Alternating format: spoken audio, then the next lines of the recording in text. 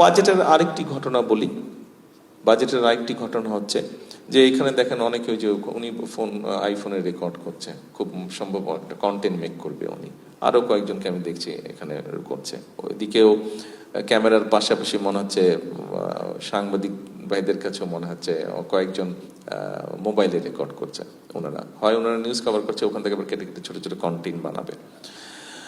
আপনার ভিয়েতনাম গত বছর খুব সম্ভবত, রেহান আমাকে প্লিজ কারেক্ট করে দিন, তারা বোধহয় প্রায় $100 মিলিয়ন আর্ন করেছে কন্টেন্ট মেকিং থেকে। $100 মিলিয়ন আর্ন করেছে কন্টেন্ট মেকিং থেকে শুধুমাত্র। আমাদের ছেলেমেয়েরাও অনেক জিনিস ছেলেমেয়ে আছে আমাদের। স্বাভাবিকভাবে গভর্নমেন্ট চালাতে হলে তো রেভিনিউ লাগবে। এমনি Lily ultra soft serum gel, যা গভীর থেকে স্কিনে দেয় 3 গুণ সিরাম হাইড্রেশন। সিরাম জেল হাইড্রেশনে ব্রাইট থাকো সব সিজনে। চিন্তা ভাবনা হয়েছিল যে কন্টেন্ট মেকিং, বিশেষ করে মানে যারা কোম্পানির জন্য কাজ করবে কন্টেন্ট মেকিং এর জন্য, তাদের উপরে 7.5% একটা ট্যাক্স চিন্তা ভাবনা করা হয়েছিল।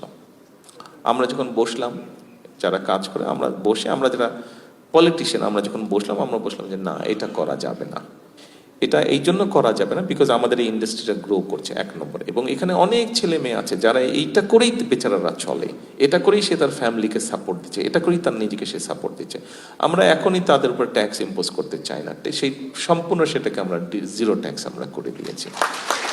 অর্থাৎ এই আইটি সেক্টরটাকে আমরা গ্রো করতে চাই। আপনারা যদি আইটি সেক্টর নিয়ে আরো যেসব বিষয় আছে বাজেটে আইটি সেক্টরে যদি যান, দেখবেন যে সব জায়গায় ট্যাক্স উঠিয়ে দিয়েছি আমরা, অথবা ট্যাক্স রিডিউস করে দিচ্ছি প্রত্যেকটা আইটেম উপরে, সেটা ল্যাপটপ হোক, কম্পিউটার হোক, সব জায়গায় কিন্তু কমন হয়েছে সব জায়গায়।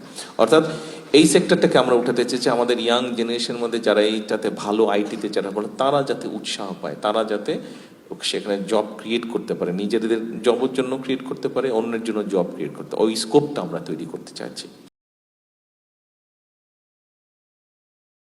Lily ultra soft serum gel, যা গভীর থেকে স্কিনে দেয় 3 গুণ সিরাম হাইড্রেশন। সিরাম জেল হাইড্রেশনে ব্রাইট থাকো সব সিজনে।